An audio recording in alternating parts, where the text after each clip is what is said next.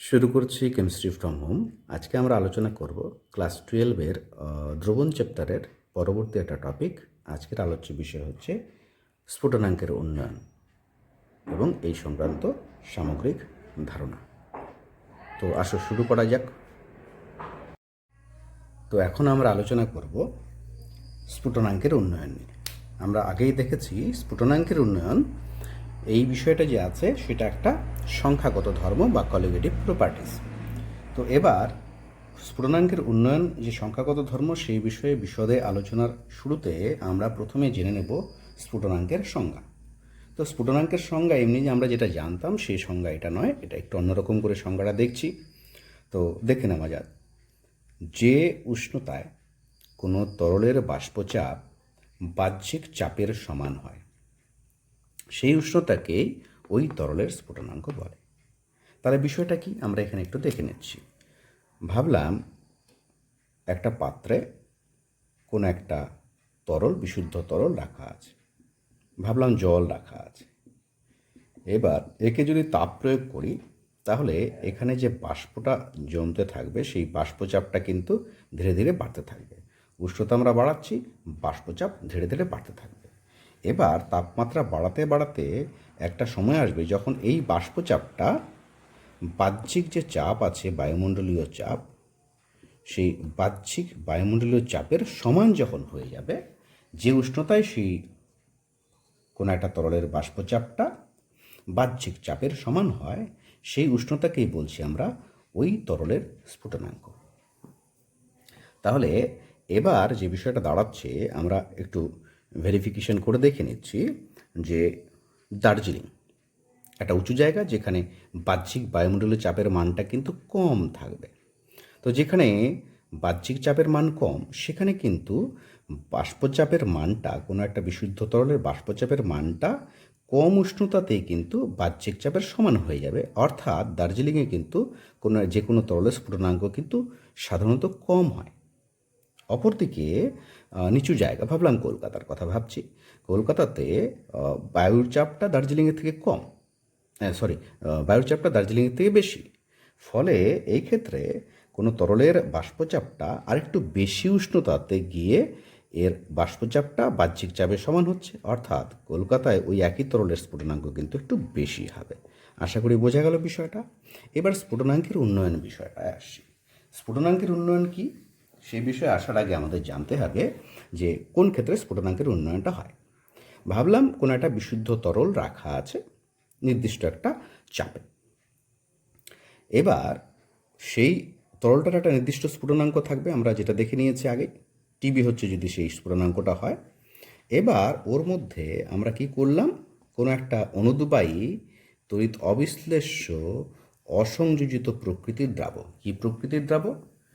অনুদ্বায়ী মানে দ্রাবক যেটা এখন দ্রবীভূত হবে সেটা কিন্তু বাষ্পীভূত হবে না, ধরে নিচ্ছি আর কি, সেরকম একটা দ্রাবক এবং তড়িৎ অবিশ্লেষ্য অসংযোজিত কঠিন প্রকৃতির দ্রাবক এখানে দ্রবীভূত করে দ্রবণ তৈরি করে নিলাম। তাহলে দ্রবণ যখন তৈরি করলাম তখন আমরা জানি দ্রবণের বাষ্পচাপ কিন্তু বিশুদ্ধ দ্রাবকের বাষ্পচাপ থেকে কম হয়। অর্থাৎ আগে এখানে যে দ্রবণটা, বিশুদ্ধ দ্রাবকটা যেটা ছিল তার যে বাষ্পচাপ হবে, দ্রবণ তৈরি করলে বাষ্পচাপ কিন্তু এটা কমে যাবে। তো বাষ্পচাপ যখনই কমে যাবে তখনই দেখা যাবে স্ফুটনাঙ্কটা কিছুটা কী হবে, বেড়ে যাবে।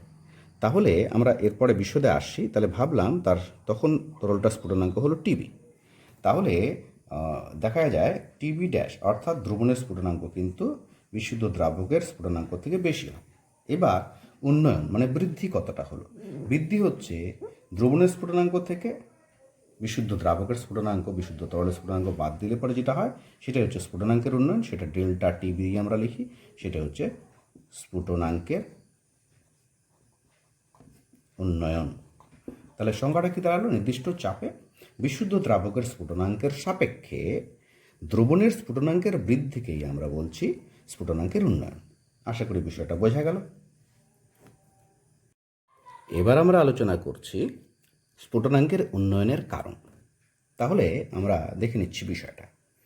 আমি ভাবলাম যে দুটো একই রকমের পাত্রে একই পরিমাণ বিশুদ্ধ জল মানে কোনো একটা দ্রাবক হিসেবে আমরা সেটা নিয়ে নিলাম। এবার নির্দিষ্ট একটা উষ্ণতায়, ভাবলাম টি উষ্ণতায় দুটোকেই রেখেছি। এবার এই দুটোরই কিন্তু বাষ্পচাপ সমান হবে, দুটো একই তরল, তো বাষ্পচাপ সমান হবে। এবার কি করলাম, এখানে একটা পাত্রের তরলের মধ্যে, সে জল যদি থাকে জলের মধ্যে কোনো একটা এমন দ্রাব আমরা দ্রবীভূত করেছি যে দ্রাবটা হচ্ছে কীরকম, অনুদ্বায়ী তড়িৎ অবিশ্লেষ্য অসংযোজিত কঠিন একটা দ্রাব দ্রবীভূত করে একটা দ্রবণ তৈরি করে দিলাম। একই উষ্ণতায় কিন্তু রাখা আছে। তাহলে এখানে যে বাষ্পচাপ আমরা পাবো এবার, সেটা কিন্তু কম হবে কার সাপেক্ষে, এই বিশুদ্ধ যে তরল ছিল তার সাপেক্ষে। এবার দুটোরই উষ্ণতা আমরা সমানভাবে তাপ দিয়ে বৃদ্ধি করার চেষ্টা করি। সুষমভাবে দুটোতেই তাপ দিচ্ছি, দুটোরই উষ্ণতা সমানভাবে বাড়ছে। এবার কিন্তু একটা নির্দিষ্ট উষ্ণতাতে, যে কোনো উষ্ণতায় সেটা থাকুক না কেন, তখন দ্রবণের বাষ্পচাপটা কিন্তু কম থাকবে, আর বিশুদ্ধ তরল যেটা আছে, বিশুদ্ধ দ্রাবক, তার কিন্তু বাষ্পচাপটা বেশি থাকবে। এবার আমরা কি জানি স্ফুটনাঙ্ক কাকে বলে, যে ভাবলাম প্রথমে বিশুদ্ধ দ্রাবকটার উষ্ণতা বৃদ্ধি করতে করতে এর বাষ্পচাপ বাড়তে বাড়তে এর বাষ্পচাপটা বাহ্যিক চাপ যে আছে সেই বাহ্যিক চাপের সমান হয়ে গেল। সেটা কোন উষ্ণতায় হলো, ভাবলাম টিবি উষ্ণতায় হলো। তাহলে টিবি উষ্ণতায় এই বিশুদ্ধ যে দ্রাবক আছে তার বাষ্পচাপ বাহ্যিক চাপের সমান হলো। তাহলে টিবি হচ্ছে বিশুদ্ধ দ্রাবকটার স্ফুটনাঙ্ক। কিন্তু তখনও ওই একই তাপমাত্রা, টিবি তাপমাত্রাতে যদি আমি একে রাখি, তাহলে এর কিন্তু বাষ্পচাপটা বাহ্যিক চাপের সমান হবে না, এটা কম থাকবে সামান্য হলেও। এবার এর বাষ্পচাপটা বাহ্যিক চাপে সমান করতে গেলে আমাকে তাপমাত্রা কিন্তু টিবির থেকে আরেকটু বাড়াতে হবে, তবে গিয়ে এর বাষ্পচাপটা বাহ্যিক চাপের সমান হবে। তাহলে ভাবলাম সেই উষ্ণতা কোন উষ্ণতা, সেটা হচ্ছে টিবি ড্যাশ। তাহলে টিবি ড্যাশ উষ্ণতায় যেহেতু দ্রবণের বাষ্পচাপটা বাহ্যিক চাপের সমান হলো, সেটা তখন আমরা কি বলবো, যে টিবি ড্যাশ হচ্ছে দ্রবণটার স্ফুটনাঙ্ক। তাহলে এই দ্রবণের দ্রাবকটা কিন্তু এটাই ছিল। তাহলে স্ফুটনাঙ্ক কী হলো, বিশুদ্ধ দ্রাবকের মধ্যে কোনো একটা অনুদ্বায়ী তড়িৎ অবিশ্লেষ্য অসংযোজিত দ্রাব দ্রবীভূত করলে পরে উৎপন্ন দ্রবণের স্ফুটনাঙ্ক বৃদ্ধি পায়। আমরা জানলাম কতটা বৃদ্ধি পায়, টিবি ড্যাশ যদি দ্রবণের স্ফুটনাঙ্ক হয়, টিবি যদি বিশুদ্ধ দ্রাবকের স্ফুটনাঙ্ক হয়, তাহলে টিবি ড্যাশ মাইনাস টিবি হচ্ছে স্ফুটনাঙ্কের উন্নয়ন বা বৃদ্ধি হয়। তাহলে কারণটা দেখিয়ে ফেললাম। এখানে প্রসঙ্গক্রমে একটা বলে রাখি যে দ্রাব যেটা আমরা যোগ করেছি সেটা অনুদ্বায়ী হতে হবে সব ক্ষেত্রেই, কিন্তু তড়িৎ অবিশ্লেষ্য অসংযোজিত প্রকৃতির না হলেও কিন্তু স্ফুটনাঙ্কের উন্নয়নটা হবে। আমরা পরে সেটা দেখব বিশদে। আপাতত আমরা দ্রাবের প্রকৃতি কী ধরে নিচ্ছি, অনুদ্বায়ী তড়িৎ অবিশ্লেষ্য অসংযোজিত কঠিন প্রকৃতির আমরা ধরে নিয়ে এগোচ্ছি। পরে বিশদে আমরা বাকিটা জেনে নেব। আশা করি বোঝা গেল বিষয়টা, স্ফুটনাঙ্কের উন্নয়নের কারণ। এবার এই স্ফুটনাঙ্কের উন্নয়নের কারণটা যেটা আছে সেটা আমরা লেখচিত্রের সাহায্যে ব্যাখ্যা করব। তাহলে আসলে দেখে নেওয়া যাক লেখচিত্রটা কীরকম। কি ভাবলাম, আমি একটা লেখচিত্র করছি। একদিকে হচ্ছে বাষ্পচাপ, এই বরাবর বিচার করছি, এটা 0, আর এই বরাবর আমরা বিচার করছি হচ্ছে উষ্ণতা আমরা ক্যাপিটাল টি হিসেবে ধরে নিচ্ছি। তাহলে বিশুদ্ধ দ্রাবকের ক্ষেত্রে, অর্থাৎ বিশুদ্ধ তরলের স্ফুটনাঙ্ক বনাম বাষ্পচাপ লেখচিত্র যদি আমি করি, মানে পরিমাপ করে দেখতে পাবো যে বাষ্পচাপ লেখচিত্রটা যাবে অনেকটা এরকম টাইপের। পরিষ্কার? তাহলে এটা হচ্ছে বিশুদ্ধ দ্রাবক অর্থাৎ বিশুদ্ধ তরলের বাষ্পচাপ বনাম উষ্ণতা লেখচিত্র। অপরদিকে সেই বিশুদ্ধ দ্রাবক যেটা নিয়েছি সেই দ্রাবকটা দিয়ে একটা দ্রবণ তৈরি করলাম। কীরকম দ্রবণ, দ্রাবটা কেমন দিয়েছি, অনুদ্বায়ী তড়িৎ অবিশ্লেষ্য অসংযোজিত প্রকৃতির দ্রাব ওখানে দিয়ে আমরা দ্রবণটা তৈরি করেছি। সেই দ্রবণের বাষ্পচাপটা কিন্তু বিশুদ্ধ দ্রাবকের বাষ্পচাপ থেকে কম কম দেখাবে, অর্থাৎ তখন দ্রবণের বাষ্পচাপ লেখচিত্র যেটা হবে সেটা হচ্ছে এটা হচ্ছে দ্রবণের ক্ষেত্রে। তাহলে এবি এটাকে ধরে নিচ্ছি, এটা সিডি ধরে নিচ্ছি। এবি তাহলে কি, এবি হচ্ছে বিশুদ্ধ দ্রাবক এর বাষ্পচাপ বনাম উষ্ণতা লেখচিত্র, আর সিডি হচ্ছে ওই দ্রাবকটার কোনো একটা অনুদ্বায়ী তড়িৎ অবিশ্লেষ্য অসংযোজিত দ্রবীভূত করে উৎপন্ন দ্রবণের বাষ্পচাপ বনাম উষ্ণতা লেখচিত্র। আচ্ছা, এবার বাষ্পচাপ এখানে ভাবলাম এটা হচ্ছে বাহ্যিক চাপ PATM। এবার এই বাষ্পচাপটায় বিশুদ্ধ যে তরল বা বিশুদ্ধ যে দ্রাবক আছে তার বাষ্পচাপটা এই বাহ্যিক চাপের সমান হচ্ছে এই বিন্দুতে। এই বিন্দুতে রেসপেক্টিভ টেম্পারেচার কী আছে আমরা এখানে দেখে নিচ্ছি। ভাবলাম এটা টিবি। তাহলে টিবি উষ্ণতায় বিশুদ্ধ দ্রাবকের বাষ্পচাপ বাহ্যিক চাপের সমান হলো, অর্থাৎ টিবি হচ্ছে বিশুদ্ধ দ্রাবকটার স্ফুটনাঙ্ক। দেখতে পাচ্ছি এই উষ্ণতায়, টিবি উষ্ণতায় দ্রবণের বাষ্পচাপ কিন্তু বাহ্যিক চাপের সমান নেই, কম আছে, এই বিন্দুতে আছে, অনেকটা কম আছে। তাহলে এবার আমি যদি দেখি এই বরাবর এই বিন্দুতে বাষ্পচাপের মান বাহ্যিক চাপের সমান হচ্ছে, তাহলে এই বিন্দুতে কিন্তু তাপমাত্রা কত? তাপমাত্রা কিন্তু টিবির থেকে একটু বেশি, ভাবলাম সেটা টিবি ড্যাশ। তাহলে টিবি ড্যাশ উষ্ণতায় দেখতে পাচ্ছি আমরা যে দ্রবণের বাষ্পচাপ বাহ্যিক চাপের সমান হচ্ছে, তাহলে টিবি ড্যাশ হচ্ছে দ্রবণটার স্ফুটনাঙ্ক। আশা করি লেখচিত্রটা বোঝা গেল। এখন আমরা দেখে নিচ্ছি স্ফুটনাঙ্কের উন্নয়ন সংক্রান্ত রাউল সূত্র, খুব গুরুত্বপূর্ণ সূত্র। তো এখানে এর দুটো সূত্র আছে, প্রথমে দেখে নিচ্ছি প্রথম সূত্রটা। কীরকম বিষয় বলা হচ্ছে, কোনো দ্রাবকের মধ্যে অনুদ্বায়ী তড়িৎ অবিশ্লেষ্য অসংযোজিত কঠিন দ্রবীভূত করলে উৎপন্ন দ্রবণের স্ফুটনাঙ্কের যে উন্নয়ন হয় তা উক্ত দ্রবণের মোলাল গারত্বের সমানুপাতিক। কোন গারত্বের? মোলাল গারত্বের সমানুপাতিক। আমরা আগেই দেখেছি যে কোনো একটা দ্রাবকের মধ্যে অনুদ্বায়ী তড়িৎ অবিশ্লেষ্য অসংযোজিত কঠিন দ্রাবক দ্রবীভূত করলে স্ফুটনাঙ্কের উন্নয়ন হয়। যে স্ফুটনাঙ্কের উন্নয়নটা হয় সেটা দ্রবণটার মোলাল গারত্বের সমানুপাতিক হবে। তাহলে এর গাণিতিক ব্যাখ্যাটা একটু দেখে নিচ্ছি। ধরে নিচ্ছি কোনো একটা দ্রাবকের মধ্যে একটা অনুদ্বায়ী তড়িৎ অবিশ্লেষ্য অসংযোজিত কঠিন দ্রবীভূত করার পর দ্রবণটার স্ফুটনাঙ্ক হয় টিবি ড্যাশ, আর বিশুদ্ধ অবস্থায় ওই একই চাপে বিশুদ্ধ অবস্থায় বিশুদ্ধ দ্রাবকটার স্ফুটনাঙ্ক হয় টিবি। তাহলে স্ফুটনাঙ্কের উন্নয়ন হচ্ছে টিবি ড্যাশ মাইনাস টিবি, সেটাকে আমরা ডেল্টা টিবি হিসেবে লিখি। তাহলে এখানে সূত্রে বলেছে যে স্ফুটনাঙ্কের যে উন্নয়ন হয় ডেল্টা টিবি, সেটা কার সমানুপাতিক? মোলাল গারত্বের সমানুপাতিক। দ্রবণের মোলাল গারত্ব এম হচ্ছে কি? এম হচ্ছে দ্রবণের মোলাল গারত্ব। আশা করি বিষয়টা বোঝা গেল। তাহলে এখানে এটা সমান সমান চিহ্ন করতে গেলে, অর্থাৎ সমানুপাতিক চিহ্নকে সমান সমান করতে গেলে একটা ধ্রুবক পদ দিয়ে গুণ করতে হয়। সেটা ধ্রুবক হচ্ছে কেবি ধরে নিচ্ছি, কেবি ইন্টু এম। কেবিটা কী জিনিস? কেবি হচ্ছে স্ফুটনাঙ্কের মোলাল উন্নয়ন বা স্ফুটনাঙ্ক ধ্রুবক। এর আরেক নাম হচ্ছে ইবিউলিওস্কোপিক ধ্রুবক। ঠিক আছে, তাহলে কেবি হচ্ছে একটা সমানুপাতিক ধ্রুবক, আর আমরা গাণিতিক রূপ, প্রথম সূত্রে গাণিতিক রূপটা পেলাম হচ্ছে এটা।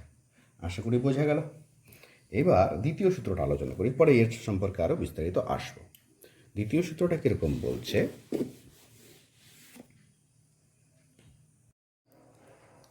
দ্বিতীয় সূত্র।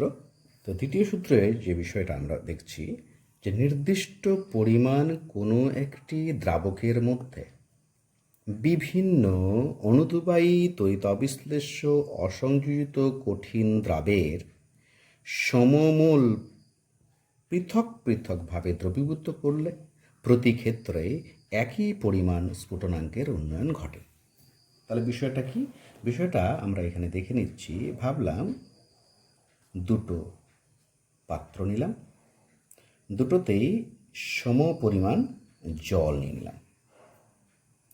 এবার একটার মধ্যে আমরা দ্রবীভূত করলাম হচ্ছে 0.1 মোল পরিমাণ কোনো একটা অনুদ্বায়ী তড়িৎ অবিশ্লেষ্য অসংযোজিত, ভাবলাম আমরা গ্লুকোজ দ্রবীভূত করেছি, গ্লুকোজ দ্রাবক হিসেবে দ্রবীভূত করে দ্রবণ তৈরি করেছি। অপরটার মধ্যে আমরা সমমোল পরিমাণ অর্থাৎ 0.1 মোল কী করলাম? ভাবলাম ইউরিয়া দ্রবীভূত করেছি। দুটো দ্রবণ তৈরি হলো, এটা গ্লুকোজ দ্রবণ, এটা ইউরিয়া দ্রবণ, দুটার মধ্যে সম পরিমাণ জল ছিল। তাহলে বলা হচ্ছে যে এই দুই ক্ষেত্রেই কিন্তু স্ফুটনাঙ্কের উন্নয়ন সমান হবে। আবার দেখে নিচ্ছি, বলছে নির্দিষ্ট পরিমাণ কোনো একটি দ্রাবকের মধ্যে, এখানে যা পরিমাণ জল নিয়েছি এখানে একই পরিমাণ জল নিয়েছি দ্রাবক হিসেব, বিভিন্ন অনুদ্বায়ী তড়িৎবিশ্লেষ্য অসংযুক্ত কঠিন দ্রাবের, তাহলে এখানে নিয়েছি গ্লুকোজ সেই রকম একটা দ্রাব হিসাবে, আর এখানে ইউরিয়া নিয়েছি সেরকম একটা দ্রাব হিসাবে, তার সমমোল এখানেও 0.1 মোল, এখানে 0.1 মোল দিলাম। তাহলে পৃথক পৃথকভাবে দ্রবীভূত করে দুটা দ্রবণ আলাদা আলাদা তৈরি করলাম। কি বলেছে যে প্রতি ক্ষেত্রে একই পরিমাণ স্ফুটনাঙ্কের উন্নয়ন ঘটবে, অর্থাৎ এখানে স্ফুটনাঙ্কের উন্নয়ন যা হবে এখানেও স্ফুটনাঙ্কের উন্নয়ন একই হবে। এটাই দ্বিতীয় সূত্রের বক্তব্য। এবার দ্বিতীয় সূত্র যেটা বলেছে সেটা দিয়ে আমরা একটা প্রশ্নের খুব সুন্দরভাবে উত্তর করতে পারি। যদি বলা হয় যে স্ফুটনাঙ্কের উন্নয়ন একটি সংখ্যাগত ধর্ম ব্যাখ্যা করো। কি প্রশ্ন? প্রশ্ন হচ্ছে স্ফুটনাঙ্কের উন্নয়ন সংখ্যাগত ধর্ম বলল ব্যাখ্যা করো। তাহলে এটা যদি প্রশ্ন হয় তাহলে উত্তর কেমন করে করতে পারি? খুব সুন্দরভাবে একটা ফরম্যাটে, দুটি পৃথক পৃথক পাত্রে সমপরিমাণ জল নিয়ে একটিতে 0.1 মোল গ্লুকোজ এবং অপরটিতে 0.1 মোল ইউরিয়া দ্রবীভূত করে দ্রবণ প্রস্তুত করা হলো। দেখা যায় যে উভয় ক্ষেত্রেই স্ফুটনাঙ্কের উন্নয়ন সমান হয়, অর্থাৎ এক্ষেত্রে স্ফুটনাঙ্কের উন্নয়ন দ্রবণে দ্রবীভূত দ্রাবের প্রকৃতির উপর নির্ভর করে না, শুধুমাত্র দ্রবণে দ্রবীভূত দ্রাবের কণা সংখ্যা বা মোল সংখ্যার উপর নির্ভর করে। তাই বলা যায় স্ফুটনাঙ্কের উন্নয়ন একটি সংখ্যাগত ধর্ম। পরিষ্কার, খুব সুন্দর ফরম্যাটে উত্তর করতে পারলাম। এবার মজার বিষয়টা হচ্ছে এই যে স্ফুটনাঙ্কের উন্নয়ন সংক্রান্ত দ্বিতীয় সূত্র, আর এরপরে আমরা পাবো হিমাঙ্কের অবনমন সংক্রান্ত দ্বিতীয় সূত্র এবং কি অভিস্রবণ চাপ সংক্রান্ত ভ্যান টফের তৃতীয় সূত্র। এই তিনটা সূত্র কিন্তু একই রকম ফরম্যাটের এবং তাদের থেকে এরকম এখন যদি প্রশ্ন করেছে যে স্ফুটনাঙ্কের উন্নয়ন সংখ্যাগত ধর্ম ব্যাখ্যা করো, এরপরে যদি প্রশ্ন করে হিমাঙ্কের অবনমন সংখ্যাগত ধর্ম ব্যাখ্যা করো, আমরা ঠিক একই রকমভাবে উত্তর করতে পারবো। তাহলে হিমাঙ্কের অবনমন যে সংখ্যাগত ধর্ম ব্যাখ্যা কীভাবে করব? দুটি পৃথক পৃথক পাত্রে সম পরিমাণ জল নিয়ে একটিতে 0.1 মোল পরিমাণ গ্লুকোজ এবং অপরটিতে 0.1 মোল পরিমাণ ইউরিয়া দ্রবীভূত করে দ্রবণ প্রস্তুত করা হলো। দেখা যায় যে দুই ক্ষেত্রেই হিমাঙ্কের অবনমন সমান হয়, অর্থাৎ হিমাঙ্কের অবনমন দ্রবণে দ্রবীভূত দ্রাবের প্রকৃতির উপর নির্ভর করে না, শুধুমাত্র দ্রাবের কণা সংখ্যা বা মোল সংখ্যার উপর নির্ভর করে। তাই বলা যায় হিমাঙ্কের অবনমন একটি সংখ্যাগত ধর্ম। ঠিক একই ফরম্যাটে কিন্তু যদি বলা হয় যে দেখাও বা ব্যাখ্যা করো যে অভিস্রবণ চাপ একটি সংখ্যাগত ধর্ম, তাহলে একই রকম করে সেম ফরম্যাটে উত্তর করা যাবে। আমরা পরপর কিন্তু সেগুলো আসবো। তাহলে এই হলো দ্বিতীয় সূত্রের মূল বক্তব্য। এবার হচ্ছে আমরা আলোচনা করছি রাউল সূত্র থেকে দ্রাবের আণবিক ওজন নির্ণয়।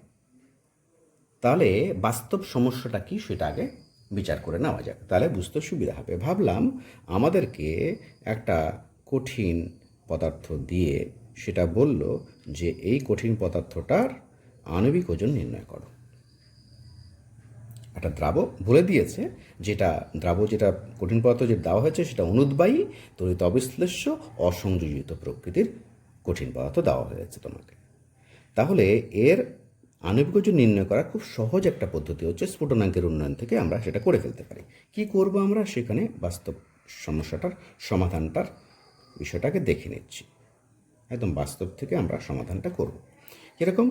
একটা পাত্রে আমরা কিছু পরিমাণ কোনো একটা দ্রাবক, অর্থাৎ যেটাতে এই পদার্থ দ্রবীভূত হবে তেমন একটা দ্রাবক নিলাম। যদি জলে দ্রবীভূত হয় তাহলে জলে নিলাম। ভাবলাম জল নিয়ে নিলাম। কত পরিমাণ? ভাবলাম W1 গ্রাম জল আমি এখানে নিয়ে নিলাম। এবার এর কি করলাম? এর W2 গ্রাম পরিমাণ এক্স্যাক্টলি মেপে আমরা এখানে নিয়ে নিলাম, ভালো করে মিশিয়ে নিলাম, দ্রবণ তৈরি করে নিলাম। তার মানে হচ্ছে আমি ধরে নিচ্ছি W1 গ্রাম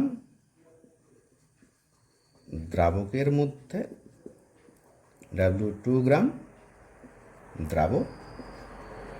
দ্রবীভূত করা হলো। পরিষ্কার? এবার নির্দিষ্ট চাপে মানে পরীক্ষাকালীন চাপে দ্রবণের স্ফুটনাঙ্ক, যেটা এখানে আমরা মাপার যন্ত্রপাতি দিয়ে থার্মোমিটার দিয়ে মেপে নিচ্ছি, আমরা স্ফুটনাঙ্কে গিয়ে মেপে নিচ্ছি। স্ফুটনাঙ্ক হচ্ছে টিবি ড্যাশ, এবং ওই একই চাপে বিশুদ্ধ দ্রাবক যেটা নিয়েছি সেই দ্রাবকের স্ফুটনাঙ্ক ধরে নিচ্ছি হচ্ছে টিবি। এরকম যদি হয় তাহলে আমরা কি বলতে পারি? স্ফুটনাঙ্কের উন্নয়ন সঙ্গে তো রাউল্টের প্রথম সূত্র থেকে বলতে পারি delta TB varies M or delta TB equal to KB into M. এবারে যে দ্রাবকটা আমরা নিয়েছি সেটা আমরা জানি, জল নিয়েছি না কার্বন টেট্রাক্লোরাইড নিয়েছি, কী নিয়েছি, অর্থাৎ এই দ্রাবকের কেবি কিন্তু আমাদের জানা থাকবে, নুন। ঠিক আছে? তাহলে এটা যখন জানা থাকছে আমাদের, তাহলে এবার এম জানতে হবে। এবার আমরা কি জানি? এম এর হচ্ছে ফর্মুলা, আমি এখানে করি delta TB equal to KB into M, মানে হচ্ছে W2 into 1000 by W1 M2। কোত্থেকে পেলাম এটা? আমরা মোলালিটির যে গাণিতিক রূপ আগেই পেয়েছি, আগের ভিডিওগুলোতে, সেখানেই আমরা এটা পেয়ে গেছি। তাহলে এটা আর বিস্তারিত গেলাম না। তাহলে M equal W2 into 1000 by W1 M2। M2টা কি? M2টা আমাদের নির্ণয় করতে হবে। তাহলে M2 মানে এই যে দ্রাবকের দিয়েছে তার আণবিক ওজন মানে M2, সেটা কত সেটাই নির্ণয় করতে হবে। তাহলে এখানে ছবিটা আমি মুছে দিচ্ছি, এখান থেকে আমরা চলে যাচ্ছি এই পাশে। তাহলে আমরা যদি এটাকে টিবি ডেল্টা টিবি রাখি, টিবি আর টিবি ড্যাশ দুটা পেলে ডেল্টা টিবি বের করতে পারবো। আচ্ছা, এই পাশে ডেল্টা আমার কি বের করতে হবে? M2 বের করতে হবে। তাহলে M2 এই পাশে রাখলাম। M2 ইকুয়াল টু দাঁড়াচ্ছে Kb into W2 into 1000 by W1 into delta Tb. তাহলে আমার টার্গেট ছিল এটা নির্ণয় করা। এবার যে দ্রাবক আমরা ইউজ করেছি তার কেবি আমরা যদি জানি তাহলে এটা জানা হয়ে গেল। আমরা পরীক্ষা করার সময় দ্রাবক যেটা নিয়েছি সেটা কিন্তু মেপে নিয়েছি W2 গ্রাম, অর্থাৎ এটাও জানা থাকবে।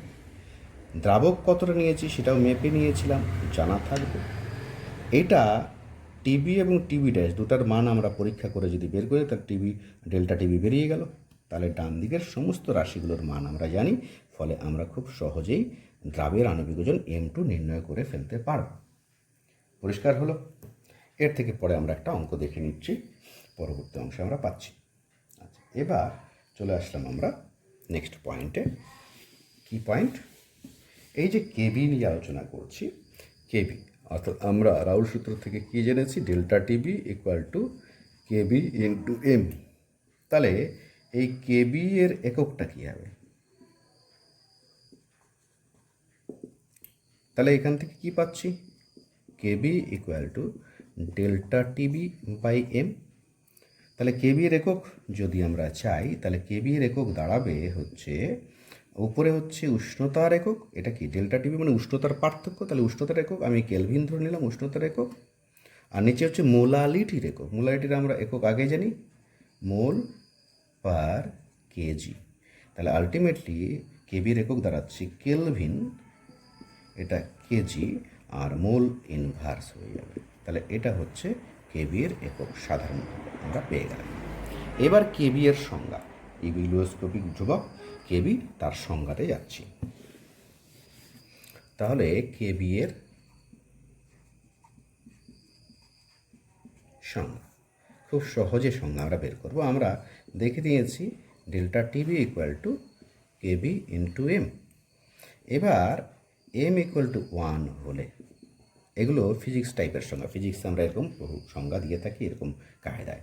তাহলে কায়দাটা দেখে নাও, এম ইকুয়াল টু 1 হলে ডেল্টা টিবি ইকুয়াল টু কেবি। তাহলে সংজ্ঞা যদি বলতে চাই খুব সহজ উপায়, এম কী জিনিস? এম হচ্ছে মোলালিটি।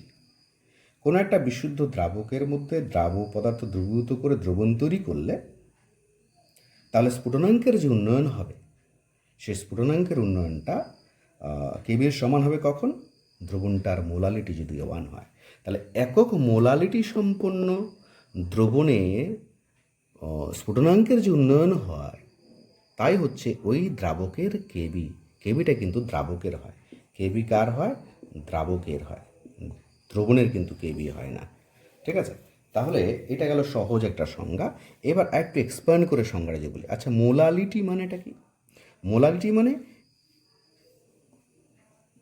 1000 গ্রাম দ্রাবক যদি নিই, তার মধ্যে যত মোল দ্রাব থাকবে সেই মোল সংখ্যাটাই হচ্ছে ওই দ্রবণের মোলারিটি। তাহলে মোলারিটি 1 মানে কি? তাহলে 1 মোল দ্রাব থাকবে। 1000 গ্রাম দ্রাবকের মধ্যে 1 মোল দ্রাব থাকলে মোলারিটি 1 হয়। তাহলে কেবিএর সংজ্ঞাটা আমরা এবার পাচ্ছি কীরকম? আমরা এখান থেকে পাচ্ছি যে 1000 গ্রাম দ্রাবকের মধ্যে কোনো, সেই প্রকৃতিটা বলে দিই, অনুদ্বায়ী তড়িৎ অবিশ্লেষ্য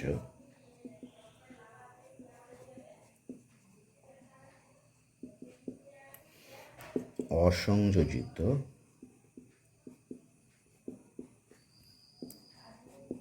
কঠিন দ্রাবের 1 মোল পরিমাণ দ্রবীভূত থাকলে দ্রাবকটির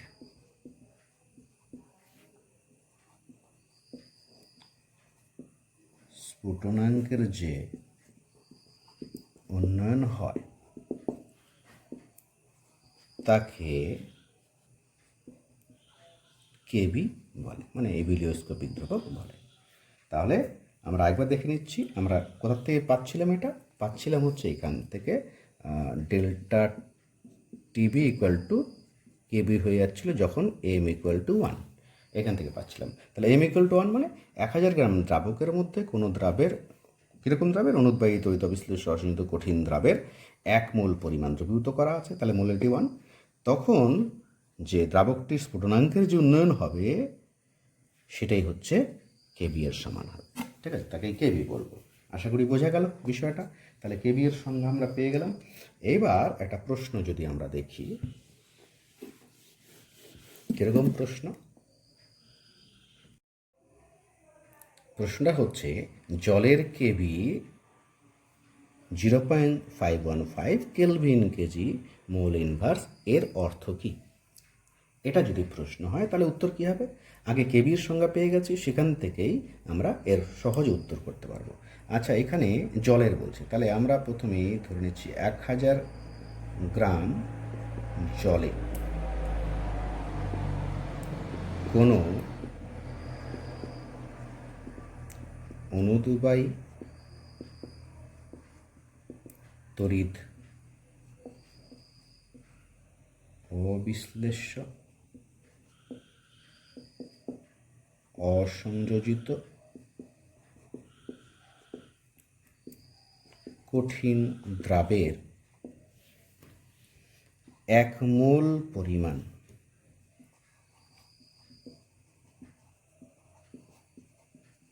দ্রবীভূত করলে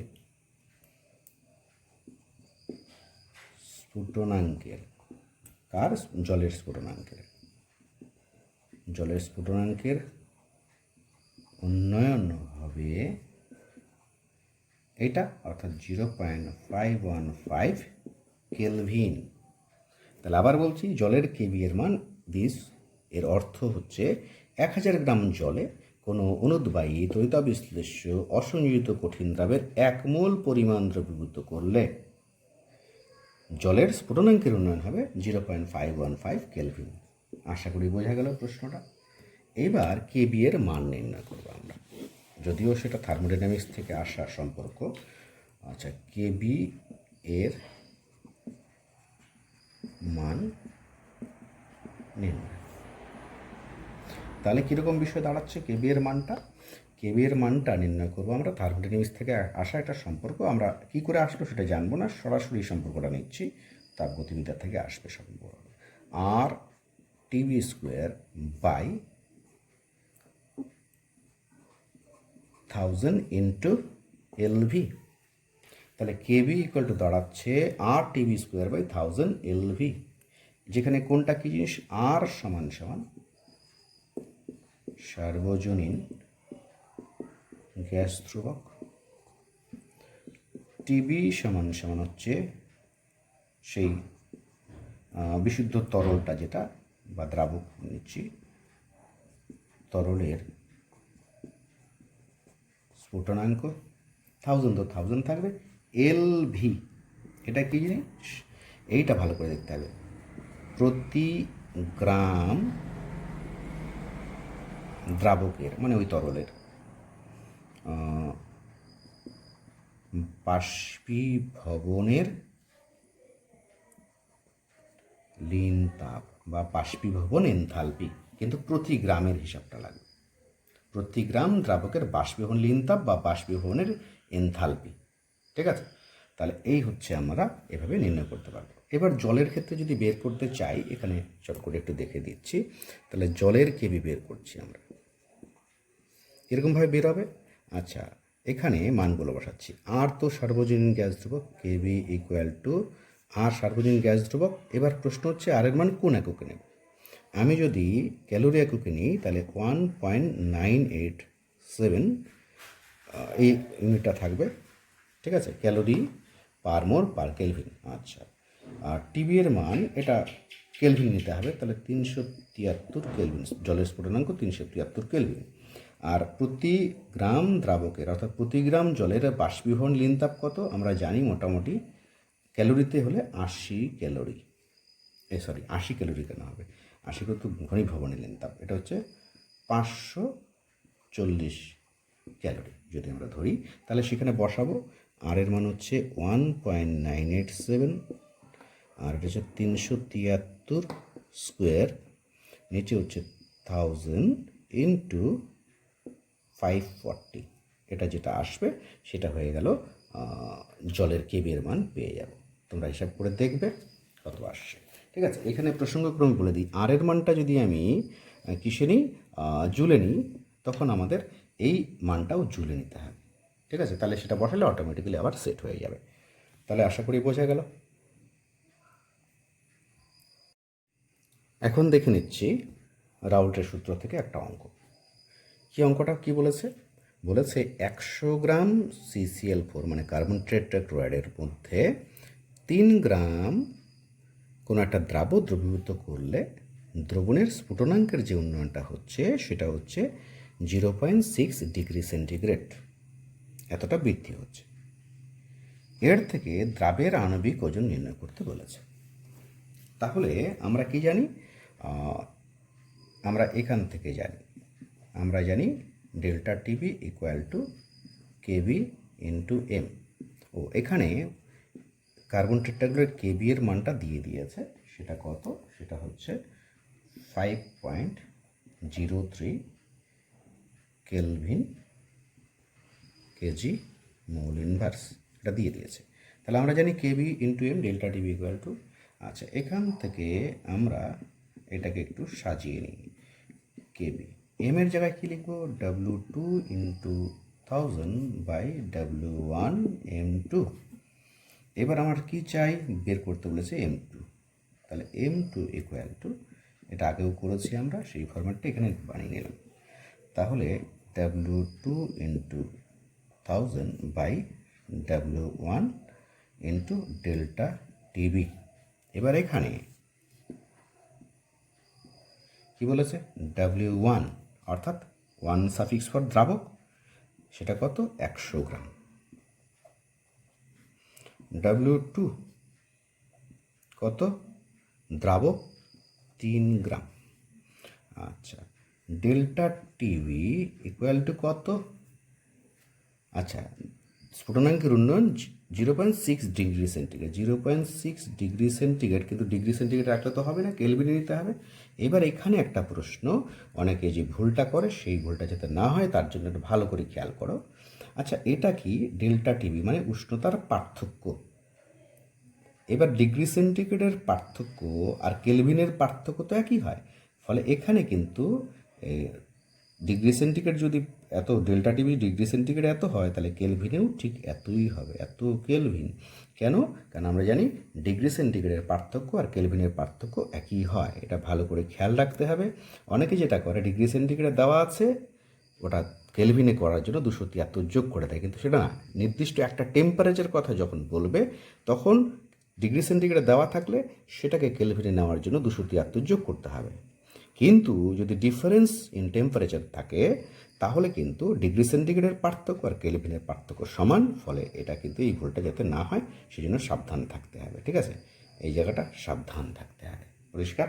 তাহলে সেটা নিয়ে এবার বসাবো। কেবির মান তো এখানে দেওয়াই আছে, তাহলে সেখানে যদি বসাই, কেবি এর মান 5.03, W2-র মান হচ্ছে 3, 1000, নিচে হচ্ছে W1 হচ্ছে 100, ডেল্টা টিভি হচ্ছে 0.6। এগুলো বসালে পরে যে ভ্যালুটা আমরা পাই সেটা হচ্ছে, তোমরা নিজেরা দেখবে হিসাব করে, এত।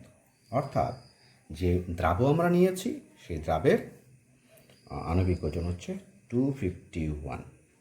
ঠিক আছে, গ্রাম পার মোল একক লিখতেও পারি, না লিখলেও চলবে। ঠিক আছে, তাহলে এই হলো আরেকটা অঙ্ক। আমরা মোটামুটি এর আগের ভিডিওতে দেখেছি বাষ্পচাপের আপেক্ষিক অবনমন সংক্রান্ত বিষয়গুলো, এবং আজকে দেখলাম হচ্ছে স্ফুটনাঙ্কের উন্নয়ন সংক্রান্ত বিষয়গুলো বিস্তারিত দেখেছি, এবং অঙ্কগুলো কিন্তু সিম্পল এই ফরম্যাটে করলে বেশি সুবিধে পাওয়া যাবে। ঠিক আছে, তাহলে আজকে অবধি থাকবে। আর চ্যানেলটা ভালো লাগলে পরে, বিষয়গুলো বুঝতে পারলে পরে অবশ্যই চ্যানেলটা সাবস্ক্রাইব করবে, আর হচ্ছে কমেন্ট করে জানাবে কেমন লাগছে তোমাদের। ধন্যবাদ।